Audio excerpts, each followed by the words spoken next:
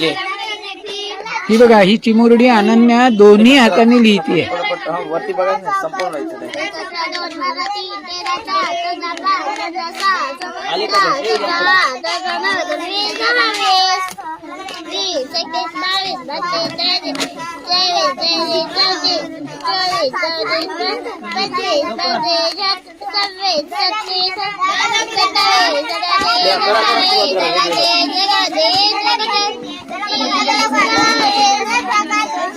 आता आता इकडे 51 आणि 51 लिह मराठी इंग्लिश. ओके. म्हणजे ऍट अ टाइम इंग्लिश आणि मराठी. जीकेच्या प्रश्नांची उत्तरं देते. तिच्या भारताच्या संविधानाचे आर्टिकल 100 कंप्लीट झालेत. काय सांगताय सर? कुठलंही 100 पर्यंत कलम 14 मोठे 2 मिनिट कलम 21 शिक्षणाचा